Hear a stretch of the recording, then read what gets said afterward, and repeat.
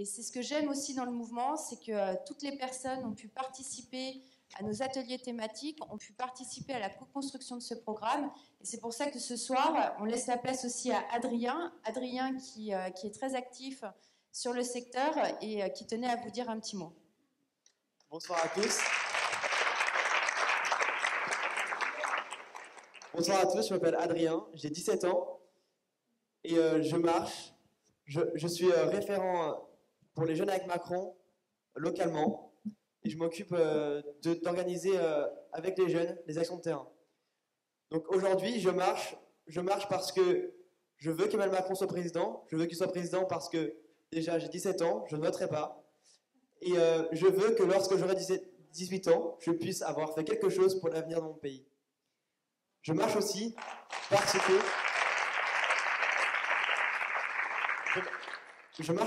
que Emmanuel Macron est le candidat qui rassemble les Français. Il rassemble les Français autour d'un projet, le projet qui fera avancer la France et la fera rentrer dans le 21e siècle. Donc je vais laisser la parole à Anne-Sophie, animatrice locale de Saint-Germain-en-Laye. Merci beaucoup Adrien. Adrien est très actif avec nous et Adrien est vraiment représentatif de ce qu'on a fait dans le mouvement.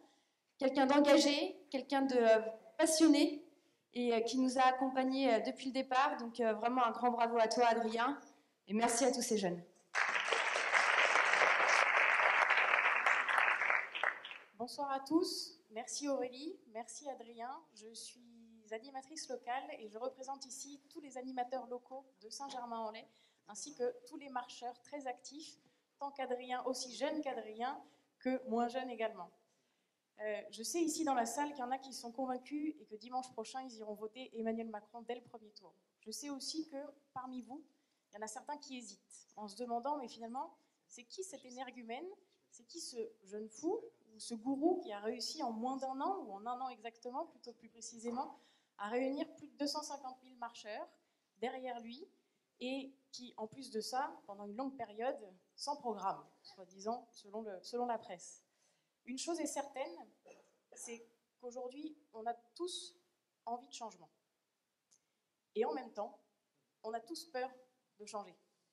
Alors pour vous y aider, ce soir, on a décidé, animateurs locaux, marcheurs, Saint-Germain et plus large aussi sur le département, d'organiser une soirée où finalement vous prendriez la parole. Vous prendriez la parole comme nous, on l'a prise depuis qu'on s'est engagé dans ce mouvement, où on a eu à cœur de participer à l'élaboration du programme que vous connaissez, je l'espère tous, ou en tout cas pour lesquels vous aurez des réponses ce soir. Notre objectif, c'est finalement qu'à la fin de la soirée, vous soyez convaincus, comme moi, comme nous tous, que dans la transformation que nous allons vivre du monde, tant du numérique, de la santé, de l'environnement, et puis de la sécurité et de l'international, que vous soyez convaincus que pour cela, il faut avoir une approche progressiste, finalement avec un peu d'espoir aussi, de vivre ensemble, qu'on aille tous dans ce même cap, et puis dans une perspective d'élévation et d'émancipation, et sans oublier la protection. Finalement, notre objectif, c'est que vous soyez convaincus de voter Emmanuel Macron, et ce, dès dimanche. Alors, au programme de ce soir, on a identifié finalement 3 thématiques à l'appui de, comme je vous disais, c'est votre soirée. Vous avez tous posé des questions lors de votre inscription. Et c'est à l'appui de ces questions que nous avons identifié 3 thématiques, le travail, l'Europe et la politique autrement. Et c'est sur ces 3 thématiques qu'il va y avoir finalement une vraie approche différente de la politique ce soir, avec une réelle interaction entre les intervenants de grande qualité qu'on a la chance d'avoir ce soir et vous-même au sein de la salle.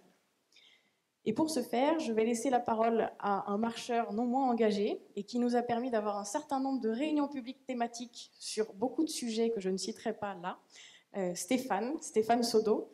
Et je n'ai aucun doute quant à la qualité de la soirée, avec lui en fil rouge et en modérateur pour toute la soirée. Merci à vous.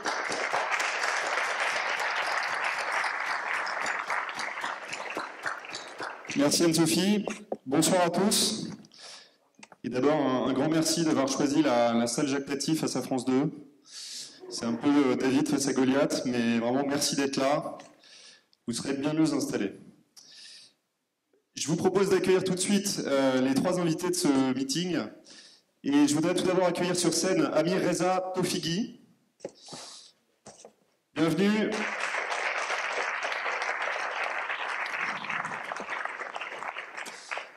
Bienvenue, Amir Reza Tofighi, vous êtes ce qu'on appelle un serial entrepreneur.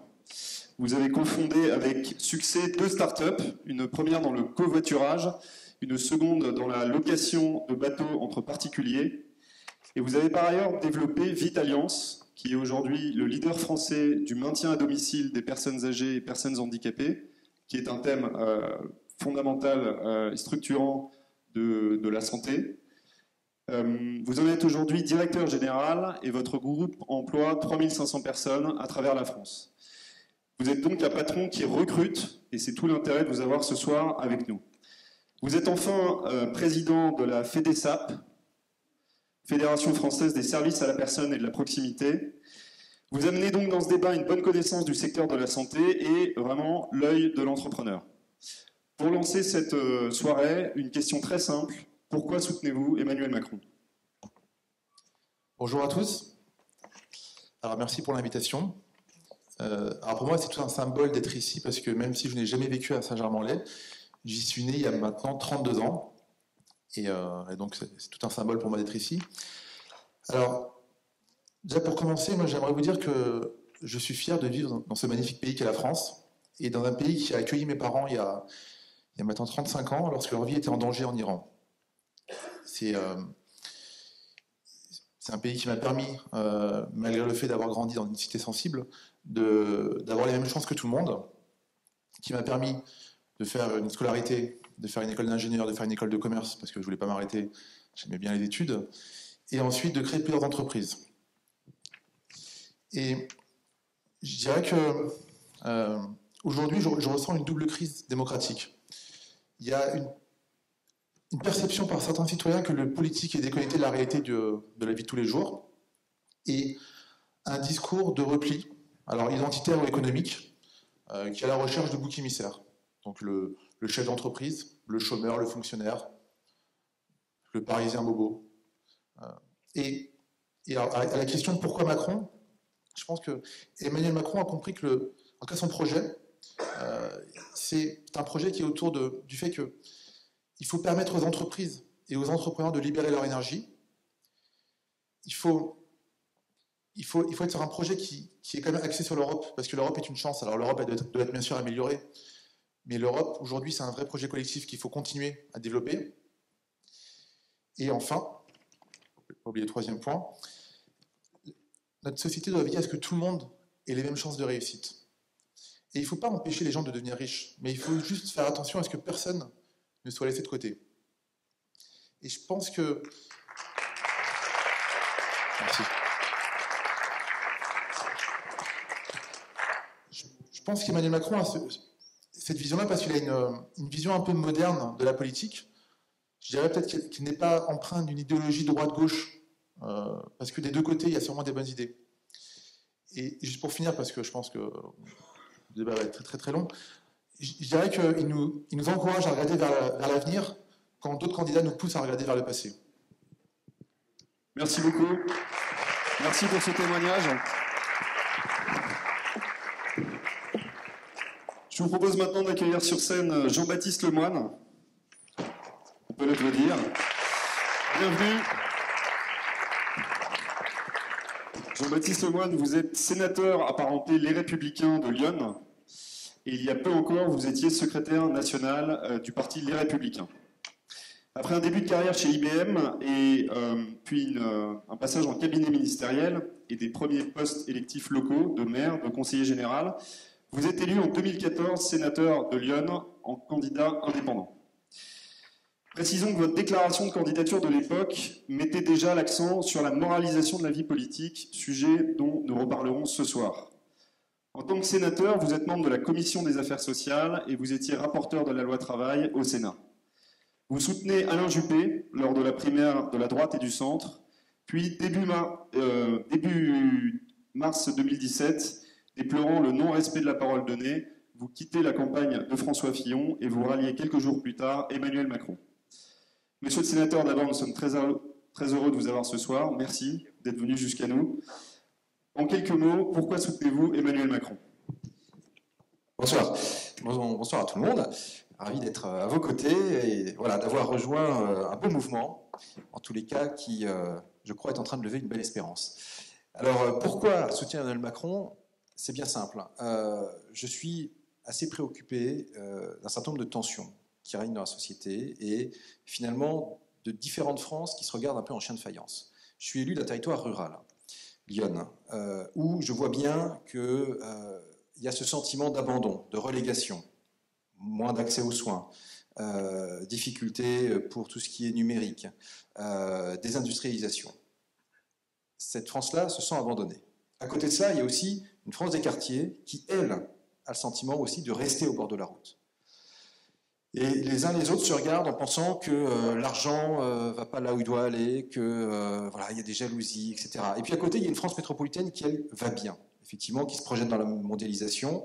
Et il m'a semblé qu'il fallait avoir un président de la République qui soit véritablement fédérateur et permette de remettre du lien entre ces différentes France. Et dans le cadre de la primaire de la droite et du centre, pour moi, c'était clairement Alain Juppé. À partir du moment où il y a eu ce qu'on a connu dans la campagne de la droite et du centre, il était clair à mes yeux que Emmanuel Macron était celui qui incarnait cette possibilité de recréer ce lien entre voilà, des personnes qui sont en train de s'isoler, de se séparer, et moi je ne m'y résous pas au regard de ce qu'est l'histoire de la France et de notre pays. Et donc c'est vraiment avec enthousiasme que je l'ai rejoint, et puis finalement je suis fidèle à la parole également donnée aux grands électeurs il y a 3 ans, une candidature indépendante. Je trouve que la démarche d'Emmanuel Macron a ce mérite-là aussi, de s'affranchir d'un certain nombre d'appareils qui, à mon avis, sont totalement à bout de souffle. Et puis, effectivement, la moralisation de la vie politique, qui est, ce besoin d'exemplarité qui est affirmé et réaffirmé par Emmanuel Macron, et qui était un engagement que j'avais pris. Donc voilà pourquoi je le soutiens également.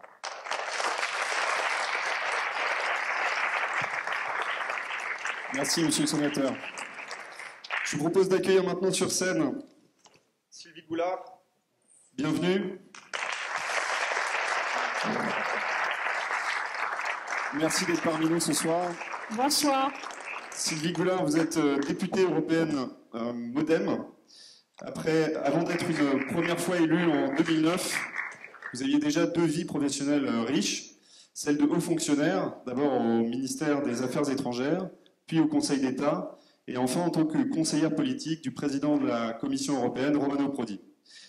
Vous avez aussi une vie d'enseignante et de chercheuse à Sciences Po, au Collège d'Europe à Bruges, qui est l'équivalent de l'ENA, on peut dire, au niveau européen. Et vous étiez aussi chercheuse au CERI, le Centre de recherche international de Sciences Po. En 2009 puis en 2014, vous êtes élue députée européenne sur les listes MoDem. Au Parlement, vous êtes membre de la Commission des affaires économiques et monétaires et présidente de l'intergroupe de lutte contre la pauvreté. Vous rejoignez Emmanuel Macron en septembre 2016 et vous vous impliquez depuis avec force dans sa campagne. Madame la députée, d'abord, merci beaucoup d'être avec nous ce soir. Et vous l'avez compris, la première question de ce soir est pourquoi soutenez-vous Emmanuel Macron? Bien, bonsoir à tous. Merci à vous de m'avoir invité ici. Moi, c'est simple. Il y a une priorité dans ma vie, c'est l'Europe.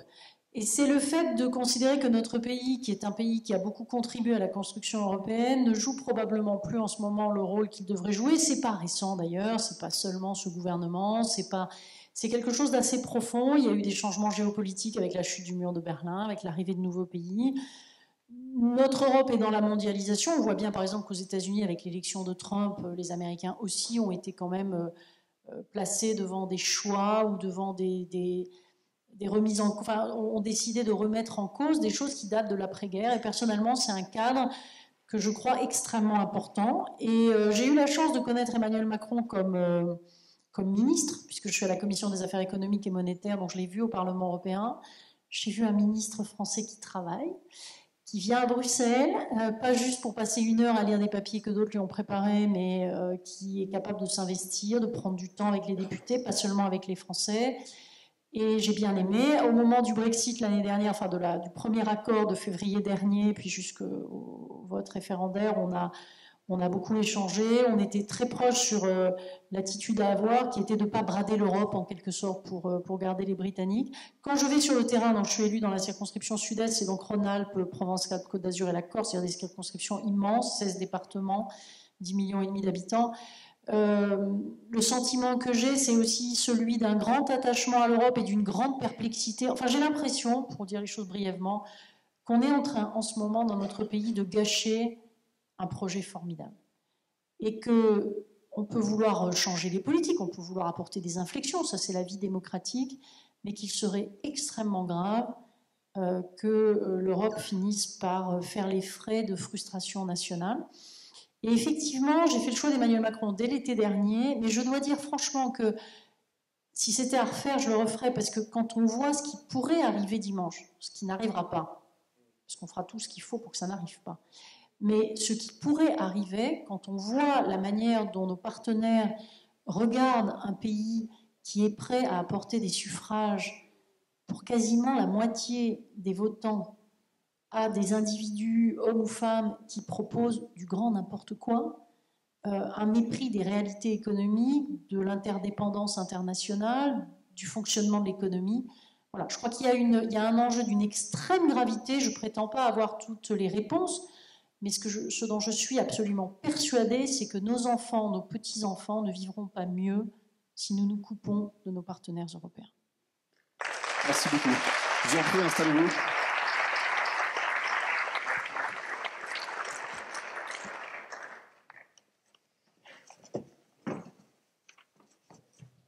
Bien, je vous propose qu'on lance le premier thème de la soirée. Donc, premier thème qui est issu des différentes questions que nous avons pu collecter lors de vos inscriptions à cet événement. Ce premier thème, c'est le travail et la modernisation de l'économie. Avec 3,5 millions de chômeurs, soit à peu près 10% de la population active, le chantier est vaste. Le chômage des jeunes ressort même comme une spécificité française au sein de l'Union européenne. Face à ce constat, Emmanuel Macron se positionne comme le candidat du travail. La conviction d'Emmanuel Macron est que la France n'est pas condamnée à choisir entre chômage de masse et précarisation. Il assume un discours franc et direct sur la nécessité de faire évoluer notamment le code du travail pour libérer l'emploi. L'emploi qui est aussi à développer dans de nouvelles industries d'excellence. Cette vision se retranscrit en 2 objectifs. Premièrement, faire baisser à 7% le taux de chômage d'ici 2022, soit le terme du premier quinquennat d'Emmanuel Macron. Deuxième objectif, revaloriser l'esprit d'entrepreneuriat. Alors, plusieurs questions. Jean-Baptiste Lemoyne, comment et pourquoi Emmanuel Macron s'est-il justement légitimement imposé comme le candidat du travail dans cette campagne? Et quelle est sa politique en la matière, notamment en termes de réduction de coûts et de responsabilisation des employeurs quant à la précarisation? Bon, c'est vrai qu'on voit certains candidats qui proposent le revenu universel, qui est un concept intéressant, mais dans le monde que l'on connaît et dans le système français, peut-être aurait des effets pervers. Emmanuel Macron assume effectivement que ce qui est à la base, un des piliers eh bien, de notre société, c'est le travail, et que tout doit être fait pour arriver à remettre dans l'emploi.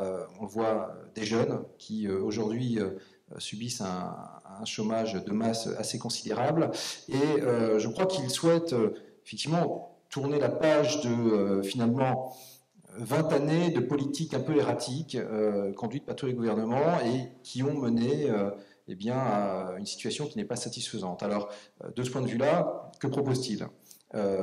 Déjà, un certain nombre de normes et de contraintes à revoir, à lever, parce qu'il le dit lui-même souvent, c'est beaucoup plus facile pour quelqu'un de trouver un client qu'un employeur. On est aussi dans une société où le monde des indépendants se développe énormément, et il souhaite encourager effectivement eh bien ce monde-là, en lui assurant à la fois plus de liberté, mais également plus de protection, parce que, vous l'avez vu, il rend éligibles les indépendants à l'assurance chômage, il crée un droit nouveau. En face, il y a également des devoirs qui sont posés par rapport aux recherches d'emploi, et il propose également eh bien, de continuer à baisser le coût du travail. Il ne s'agit pas de baisser les salaires, non, il s'agit de baisser les charges, d'intégrer ce qu'on appelle le CICE, vous savez, ces remboursements qui sont faits, et pour 40 milliards d'euros, c'est important, pour les intégrer de façon pérenne, et faire ainsi que le coût du travail soit dans notre pays dans des standards qui soient acceptables en termes de compétitivité. Et puis, dernier point, c'est aussi le candidat du travail parce qu'il souhaite enfin un véritable dialogue social qui soit à l'échelon de l'entreprise. Et on le sait, aujourd'hui, chacune des entreprises doit trouver ses propres équilibres au regard de son secteur d'activité, au regard de ses spécificités, même à elle-même au sein de son secteur d'activité. Et donc, de ce point de vue-là, certaines premières pierres ont été posées avec la loi travail, mais il préconise d'aller plus loin. Et d'ailleurs, j'avoue que c'est pas anodin si j'ai vu cet après-midi les images de Laurent Berger qui rencontrait Emmanuel Macron. On voit bien qu'il y a là un syndicalisme réformiste qui a envie de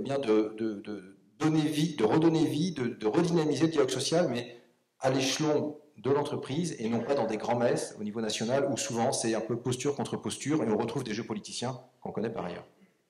Sylvie Gouard, comment est-ce que vous percevez le sujet, notamment la grande réforme de l'assurance chômage, qui est quand même un pilier du programme et qui est un dispositif vraiment innovant? Oui, moi j'aime bien ne pas répondre exactement aux questions qu'on me pose. Non, je voudrais faire juste une petite remarque préalable, parce que c'est quelque chose d'important, parce que les Français l'entendent rarement. Il n'y a pas de fatalité du chômage en Europe. Avec l'euro, le même euro, la même monnaie, avec le même cadre juridique, avec les mêmes contraintes, les mêmes opportunités, certains de nos partenaires sont arrivés à être quasiment au plein emploi. C'est le cas de l'Allemagne qu'on cite toujours, mais pas seulement.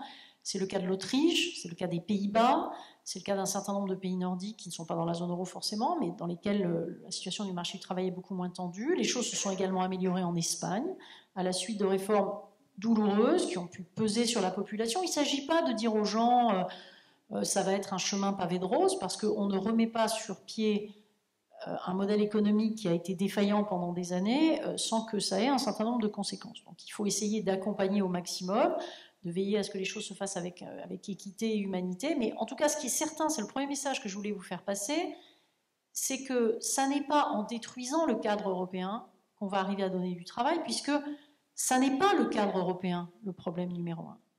Et quand on a fait l'euro, notamment, on a mis en commun, on a une monnaie unique, mais nous avons des politiques économiques et sociales qui sont largement restées nationales.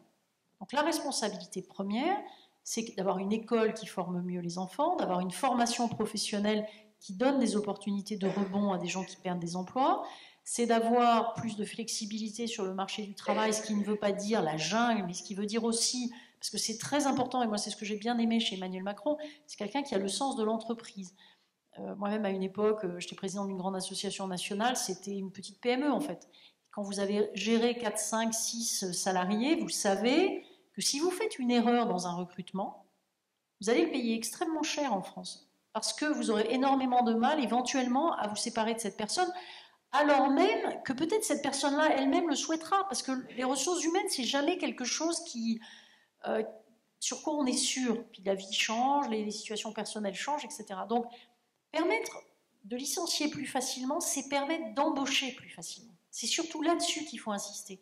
Ça veut dire qu'une entreprise qui a un contrat un peu inespéré, mais qui va hésiter à s'engager dans la durée, va se dire je donne sa chance à un jeune, et puis peut-être parce qu'il sera bon, et en fait, il y aura un autre contrat qui va suivre.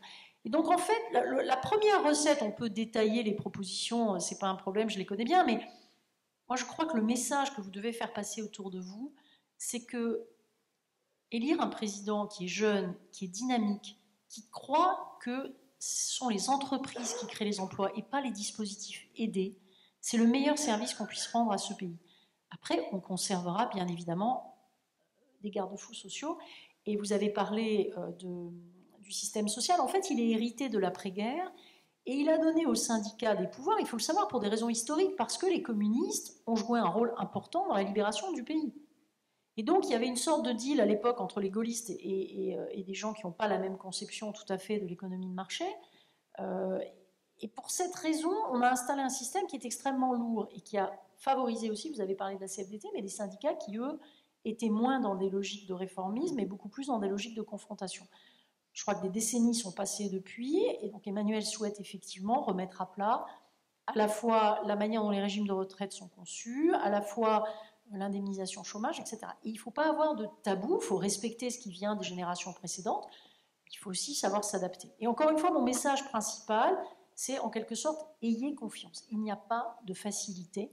Et je dirais presque, on dit qu'on a tout essayé contre le chômage, on a tout essayé sauf d'avoir vraiment un pays qui accepte une économie sociale de marché, c'est-à-dire de marché avec des entreprises sociales, parce qu'il y a des règles.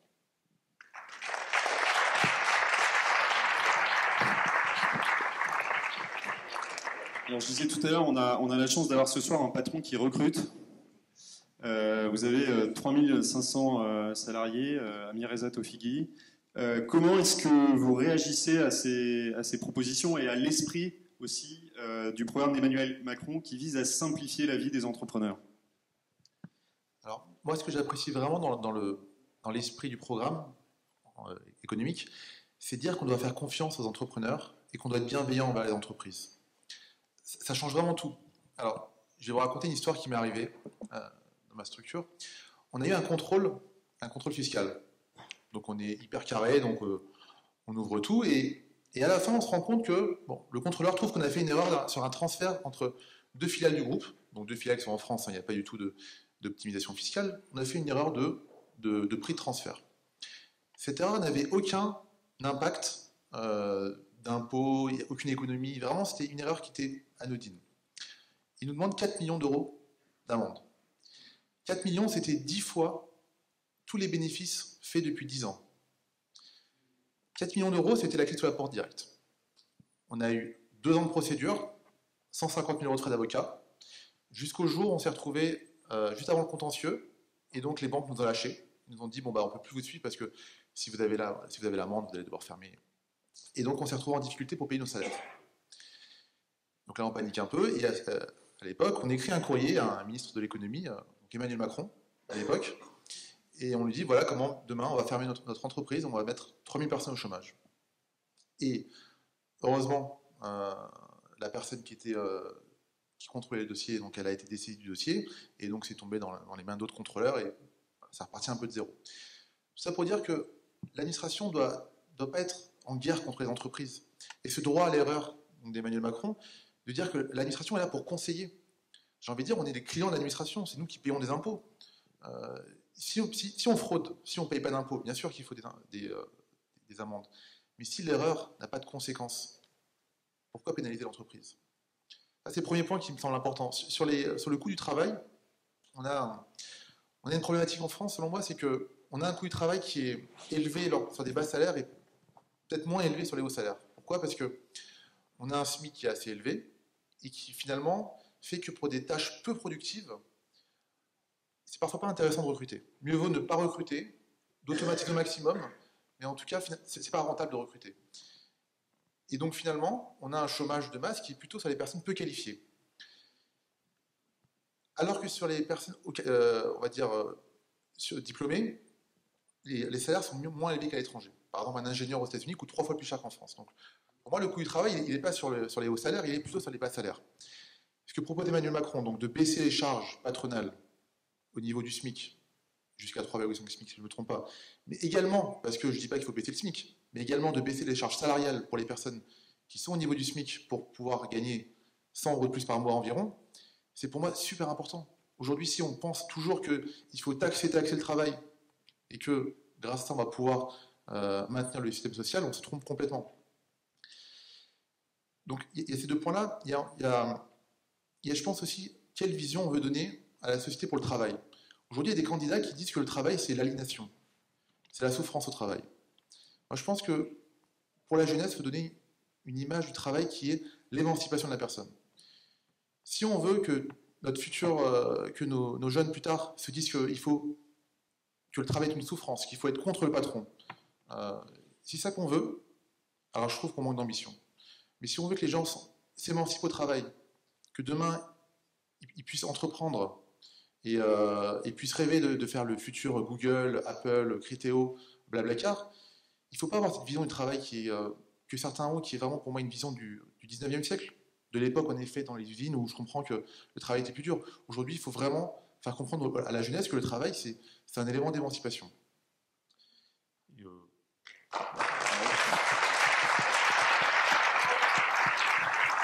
C'est intéressant d'avoir la vision de l'entrepreneur là-dessus. Parce que... Alors, juste parce que tout à l'heure, vous parliez de la négociation au niveau de l'entreprise. Alors moi, j'ai une double casquette parce que je négocie, voilà. Je négocie également au niveau de la branche. En fait, aujourd'hui, en France, il y a le Code du travail, il y a la convention collective, et après, il y a l'accord d'entreprise. Le Code du travail, c'est ce qui s'applique à tout le monde. La convention collective, c'est ce qui s'applique à toute une branche, donc tout un secteur, et l'accord d'entreprise à toute une entreprise. Comment aujourd'hui, on peut avoir un Code du travail qui va s'appliquer pour mes salariés à moi qui travaillent au domicile des clients, donc ils ne sont pas dans des bureaux, avec beaucoup de personnes qui travaillent dans des bureaux, c'est complètement autre chose. Vouloir un code de travail qui unifie tout, c'est impossible. Et dire que c'est un dumping social, c'est complètement ahurissant. Moi, dans mon entreprise, j'ai la CGT, la CFDT. C'est ahurissant de penser qu'ils vont signer n'importe quoi. Donc, il faut quand même qu'à un moment donné, on responsabilise les dirigeants et les partenaires sociaux et qu'on leur fasse confiance. Moi, ce qui marche dans mon entreprise, c'est que je donne de l'autonomie à mes équipes. Et je leur permets je leur donne la responsabilité et je leur fais confiance. Et j'ai l'impression que les politiques pensent encore qu'au niveau le plus proche, finalement, des besoins qu'on a, on va se tromper. Et que celui qui est dans son bureau à Paris, il pense qu'il a la solution pour toute la France. Et donc le code du travail, c'est le même pour toute la France. Ça, pour moi, c'est complètement ahurissant. Merci. Je vous propose qu'on prenne peut-être deux premières questions parmi les questions qui avaient été présélectionnées lors de l'inscription sur cette thématique du travail.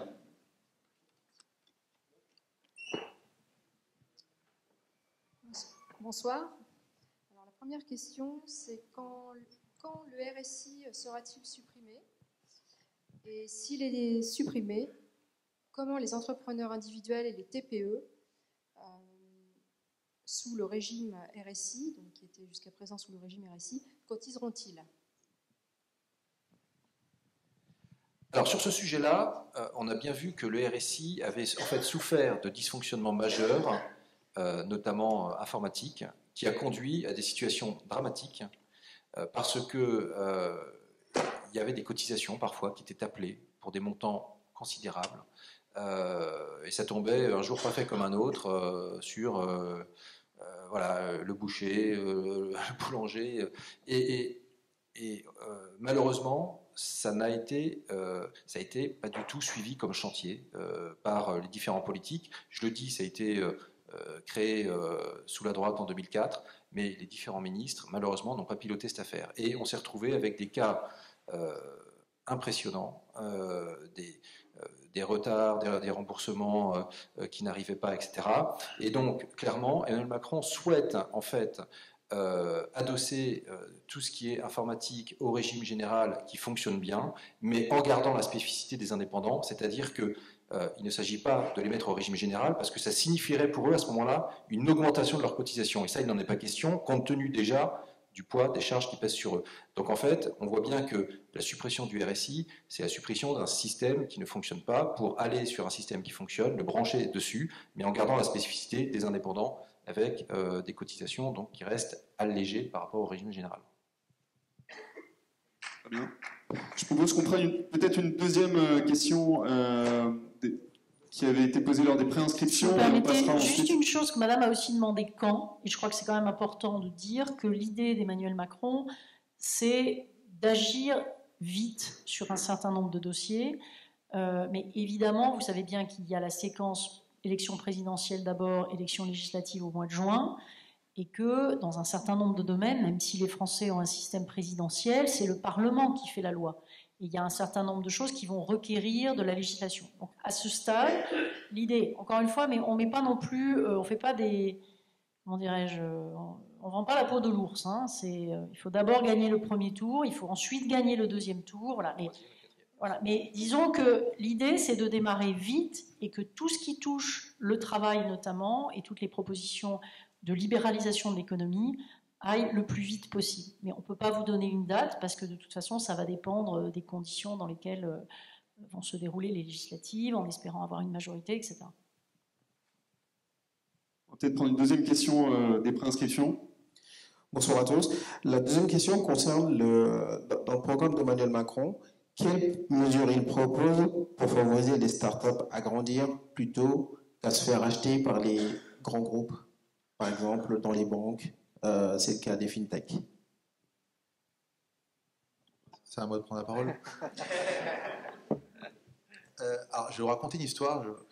Donc, j'ai créé avec des amis une entreprise de location de bateaux entre particuliers. Donc, c'est comme Airbnb, pour ceux qui connaissent, mais pour les bateaux.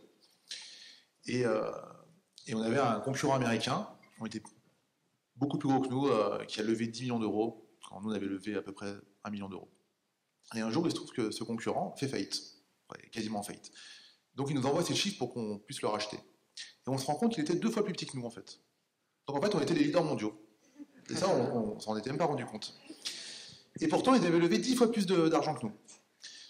Ça pour dire qu'on a, en France, un problème avec l'investissement dans les startups, parce qu'il n'est pas favorisé, parce qu'aujourd'hui, le capital est souvent beaucoup trop taxé. Et donc, moi, j'avais lu dans le programme, alors je ne connais pas parfaitement, mais j'avais lu plusieurs mesures qui étaient notamment sur l'investissement, par exemple par rapport à l'ISF, le fait de ne pas comptabiliser les actions dans le calcul de l'ISF, parce que c'est des choses comme ça qui justement découragent l'investissement, parce que quand on investit dans une start-up, au début la start-up vaut rien, et avec un peu de chance, ça va valoir beaucoup d'argent. Ça arrive une fois sur 1000. Mais qu'est-ce qui se passe à ce moment-là? La personne doit payer un ISF alors qu'elle a finalement pas d'argent de côté, parce que la valeur elle est très fictive. Et ça, c'est une mesure qui me paraît super important, parce qu'aujourd'hui, les actions, c'est pas non plus de l'argent concret. Donc payer de l'ISF sur quelque chose qui finalement est très fictif, et notamment dans les startups, qui peut s'envoler alors qu'il n'y a pas d'acheteur, c'est juste qu'il y a une levée de fonds, il y a des fonds d'investissement qui sont venus et qui ont mis de l'argent, on se retrouve finalement pénalisé, et donc on est encouragé à vendre ces actions, parce que ça ne sert à rien de les garder, parce qu'on va payer l'impôt dessus alors qu'on n'a pas d'argent pour payer l'impôt. C'est une mesure qui me paraît intéressante. Peut-être juste pour compléter, quand vous comparez l'Europe aux États-Unis, l'Europe est un continent, enfin notamment l'Europe continentale, pas le Royaume-Uni, où le financement des entreprises se fait beaucoup plus par l'intermédiation des banques que sur le marché. Aux États-Unis, vous avez beaucoup d'entreprises, même de petite taille ou relativement jeunes, dans des phases d'expansion, qui trouvent à se financer par différents outils, je ne vais pas rentrer dans des détails techniques, mais donc qui vont directement chercher de l'argent sur le marché. Ce qui en plus maintenant est facilité par des tas de nouvelles manières de mettre en rapport des épargnants et des entrepreneurs. Et il y a un projet au niveau européen qui s'appelle l'Union des marchés de capitaux, qui pour l'instant, sincèrement, est encore trop abstrait, qui n'a pas assez de concret, mais le virage a été pris quand même de dire qu'à côté des banques, on aura toujours besoin des banques, il ne faut pas non plus exagérer, on veut encourager des formes d'investissement par le marché qui sont surtout adaptées pour l'innovation, comme ça a été très bien dit. Juste, je vais rajouter un petit point. Je pense qu'on parlera peut-être plus des startups après, mais il y a une proposition de Macron qui est super importante, et à l'époque, il avait mené quand il était ministre, c'est les actions gratuites. Aujourd'hui, en France, lorsqu'on crée une entreprise, on doit pouvoir attirer des talents. Et on peut avoir du mal parce qu'on n'a pas les moyens de payer des personnes qui, chez la concurrence, vont avoir des salaires 3 fois supérieurs. Il faut permettre à une start-up de pouvoir, par exemple, avec des actions gratuites, intéresser les salariés au capital, et même pas sur des startups, moi-même dans mes entreprises qui ont déjà maintenant plusieurs années, j'aimerais pouvoir intéresser les salariés au capital. Mais la fiscalité est très très complexe, et il y a beaucoup de risques juridiques en plus. Et je sais qu'à l'époque, quand il était ministre, il avait beaucoup contribué à améliorer ça. Malheureusement, quand il est parti, ça a été un peu détricoté par les parlementaires, mais voilà, je pense qu'il a la bonne vision sur qu'est-ce qu'une start-up, et comment faire pour aider les startups au démarrage, sur la phase qui est la plus compliquée finalement, trouver les équipes, trouver le financement.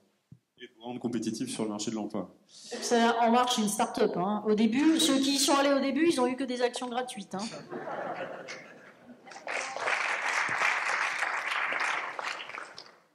Alors je propose qu'on prenne peut-être une ou deux questions de la salle. Donc sur cette thématique, travail et modernisation de l'économie. Monsieur. Alors attendez, on va vous donner un micro. Merci. Merci. Rapidement, donc la question, Emmanuel Macron prévoit de réduire les charges sur les cotisations des salariés et des entrepreneurs, mais ces charges, c'est des indemnités de chômage, c'est des pensions de retraite, c'est de la sécurité sociale. Où est-ce qu'on va compenser ça comment? Alors, de façon globale, Emmanuel Macron propose aussi justement un certain nombre d'économies pour permettre aussi de redéployer en investissement. Enfin, je parle au niveau global. 60 milliards d'euros d'économies pour générer aussi un plan d'investissement de 50 milliards d'euros. Et je vais venir après à votre question. Ces 60 milliards d'économies se répartissent en 25 milliards sur la sphère justement sociale, 25 milliards sur la sphère de l'État et 10 milliards sur la sphère des collectivités locales.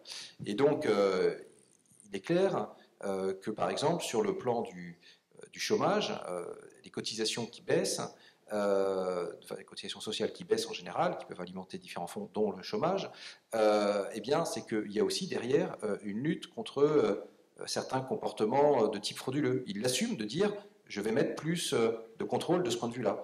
Et donc, c'est ce qui permet aussi eh bien, d'avoir des rentrées en face d'allègement. Voilà. Mais donc, ce qui est d'ailleurs une des marques de fabrique de Emmanuel Macron, je crois, dans le débat de la présidentielle, par rapport aux autres candidats, c'est que tout son projet est très sérieusement documenté en matière budgétaire. Il y a d'ailleurs un document qui est sur le site, qui est très complet, une vingtaine de pages, qui a été fait par Jean Pisani-Ferry. Et donc, on voit bien que c'est aussi la marque d'une crédibilité du projet et du programme. Et je pense que c'est important parce que on voit et on entend beaucoup de choses, des gens qui font de la gonflette dans les discours avec des propositions qui ne sont pas réalistes. Et je crois que la force d'Emmanuel Macron, c'est d'opposer justement à une certaine forme de démagogie. Eh bien, lui fait de la pédagogie. Et on en a bien besoin parce que on ne peut, le monde est complexe, le réel est complexe. Et on ne peut pas se borner à des idées simples pour apporter des réponses qui nécessairement, elles aussi, doivent être complexes. Alors après, il se fait un peu chambrer sur le « et en même temps ». Mais oui, c'est ça. La vie, elle est comme ça, parce que les choses ne sont pas noires, ne sont pas blanches. Et je trouve que c'est un mérite qu'Emmanuel Macron de ne pas simplifier à l'extrême le débat, mais bien d'essayer de faire partager à tout le monde eh bien, la complexité des problèmes et des solutions. Si je puis me permettre, monsieur, votre question est quand même excellente. Il va falloir que les citoyens nous aident. Ce pays a besoin d'être réformé. Nous avons besoin de faire des économies, parce que nous vivons au-dessus de nos moyens. Nous avons généré une dette de 2200 milliards qui fait presque 100% du PIB, quand la limite dans les engagements internationaux, nous avons pris est 60%. Et ce n'est pas du fétichisme du respect des engagements, c'est que ces règles, elles ont beau être critiquées par beaucoup de gens, on peut dire à quelques pourcentages près, mais l'idée, c'est quoi? C'est de dire que chaque génération doit financer notamment ses dépenses de fonctionnement, parce que si vous faites encore des dépenses d'investissement productif, vous savez que vous ferez rentrer de l'argent, et donc c'est un peu différent. Mais nous avons vécu sur un pied qui n'est pas durable. Donc moi je tiens à le dire devant vous, Emmanuel Macron n'est pas le candidat de la facilité. On a quand même dans cette campagne des gens qui racontent n'importe quoi, parce qu'il y a la démagogie de l'effort excessif et il y a la démagogie de l'absence d'effort. Donc on essaie d'être un petit peu au milieu. Personnellement, je l'ai accompagné en Allemagne, je suis allée voir des commissaires européens, nous avons essayé de veiller à défendre ce projet, mais c'est vrai qu'on va être sur une ligne de crête. Que en même temps, c'est une ligne de crête. C'est-à-dire que si vous voulez faire des économies, il va bien falloir les prendre quelque part. Donc moi, je vous tiens un langage de vérité. Je dis simplement, il faudra qu'après aussi, les gens qui ont voté pour Macron ne pensent pas qu'ils ont élu le Père Noël.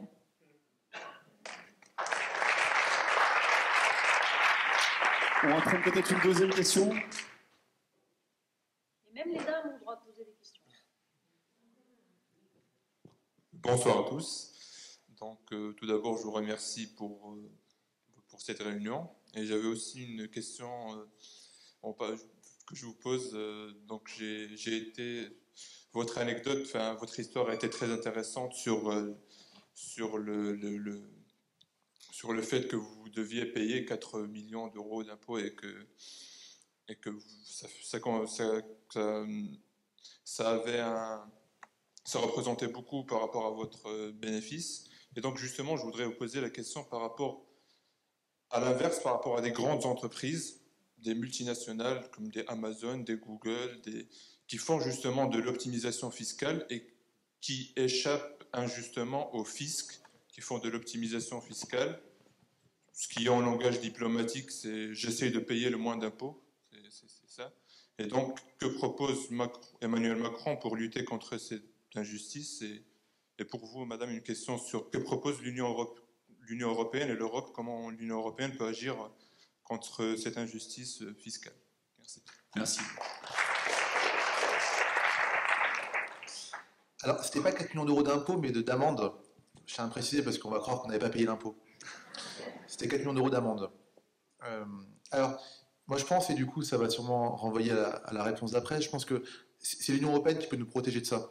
Parce qu'aujourd'hui, si on pense que tout seul en France on peut se protéger de groupes comme Google, Facebook ou Amazon, c'est un peu illusoire. Par contre, l'Union européenne est là pour justement assurer un cadre fiscal, un cadre réglementaire, qui nous permet justement d'empêcher à certaines structures d'être dans des paradis fiscaux, ou en tout cas de jouer avec des holdings pour éviter de payer des impôts.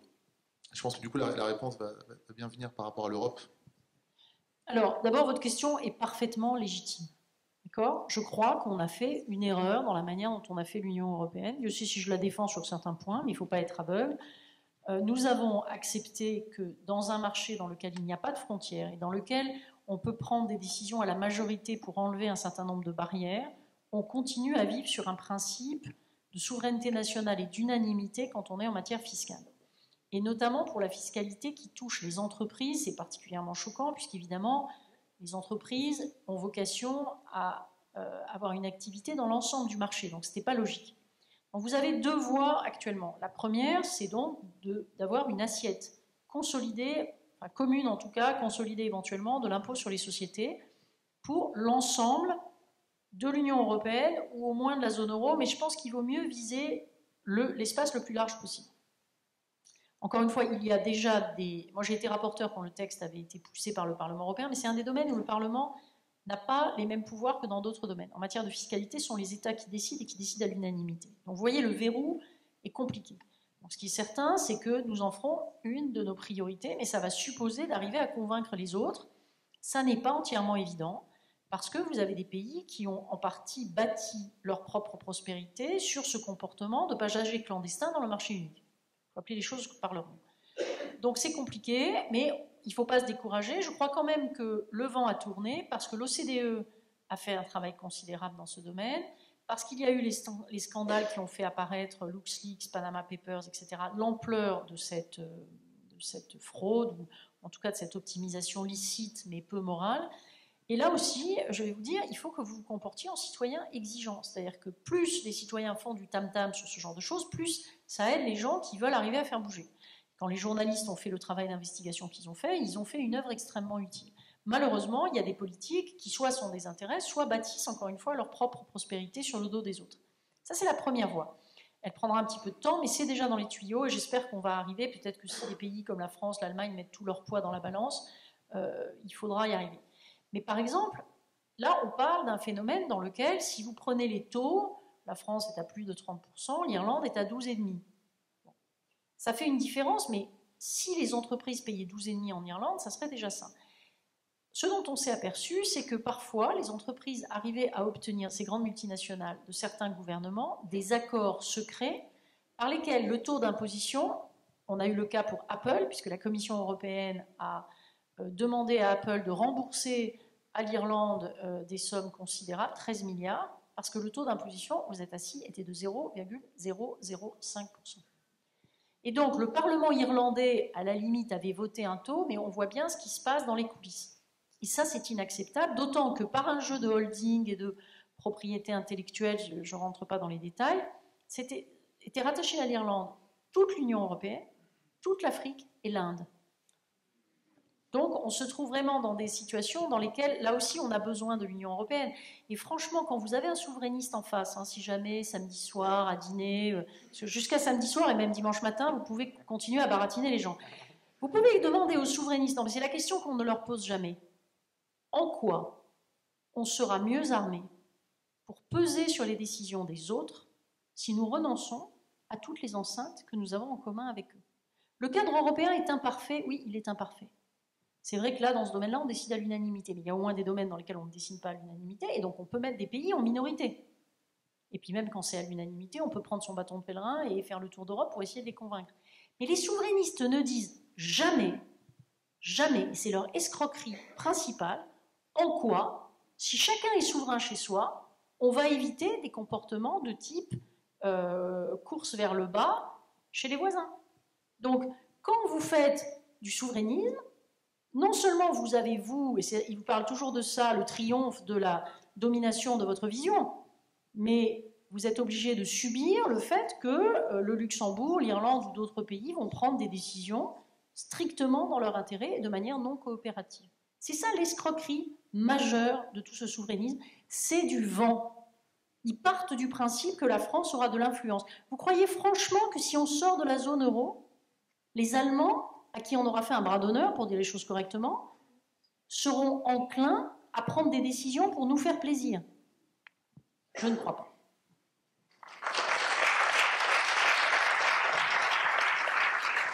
Merci, et ça fait une transition toute trouvée pour notre deuxième thème, donc qui est la place de la France dans l'Europe et dans le monde. Et ça, c'est un vrai marqueur du programme d'Emmanuel Macron, on en a parlé. Beaucoup de candidats à la présidentielle mettent l'Europe sous le tapis ou la brocarde ouvertement. Une europhobie se développe, alors qu'on connaît souvent mal toutes les réalisations positives de l'Europe. Ça, c'est un des points qui est ressorti vraiment. Quand on dit l'Europe est imparfaite aujourd'hui, justement, qu'est-ce que Emmanuel Macron veut ajuster dans la gouvernance ou dans le fonctionnement de l'Europe aujourd'hui?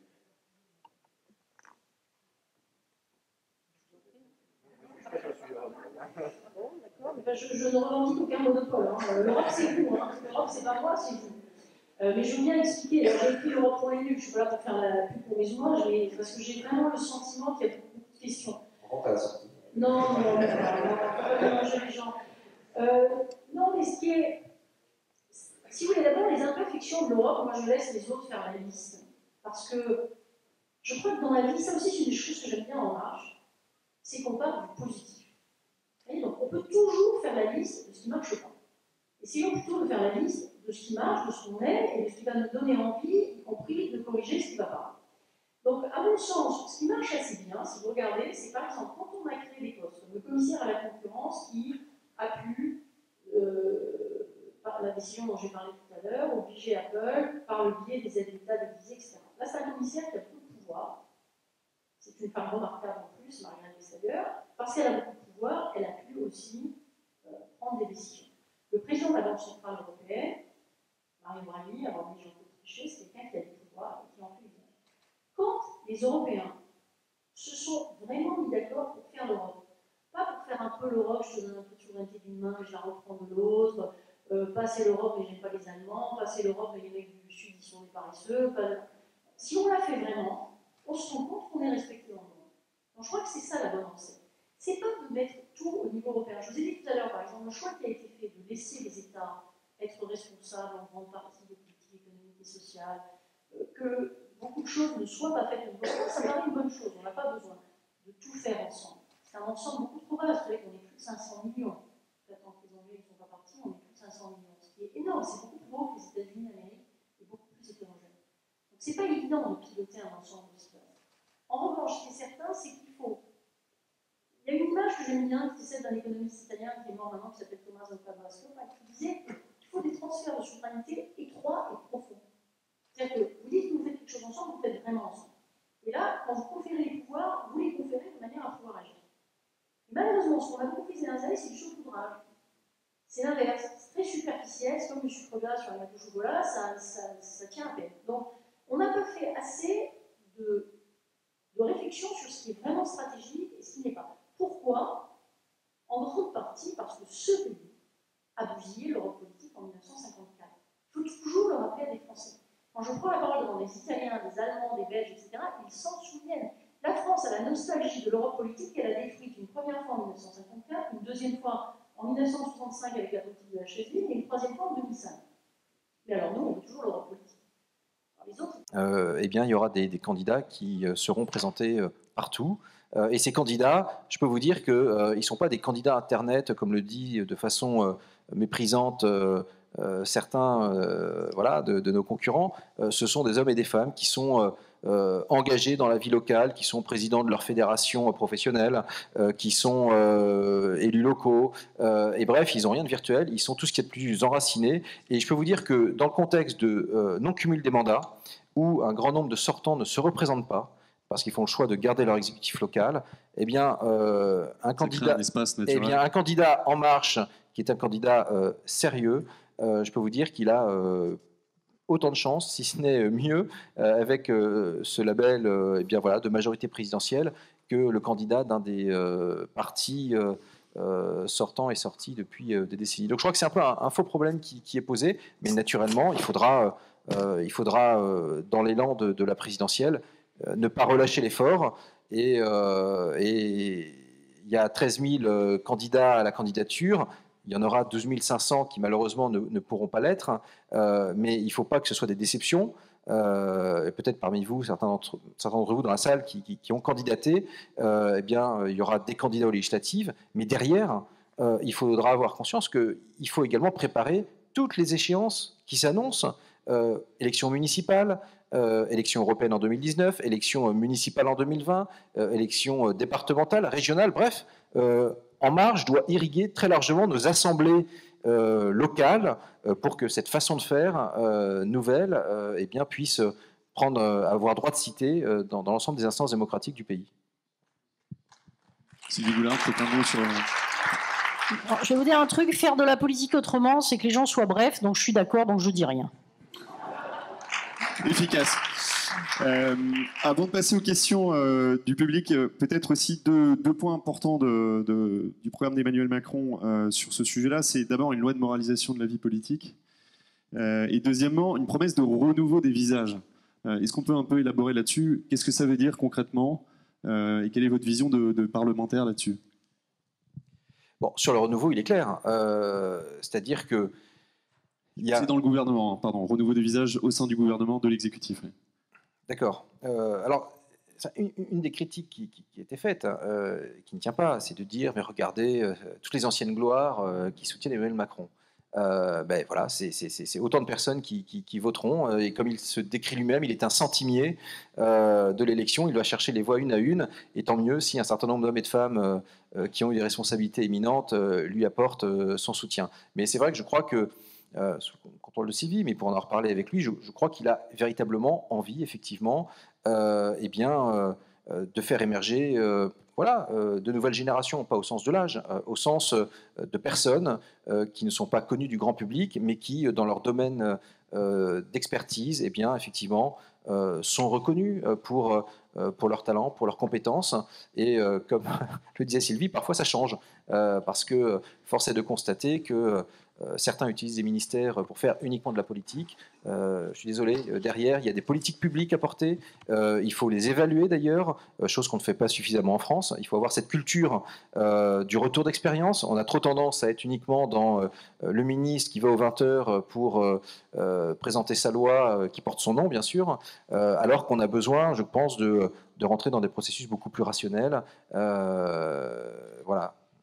Mais c'est une promesse, je crois, dont il est très conscient. Il y revient régulièrement dans toutes ses interventions.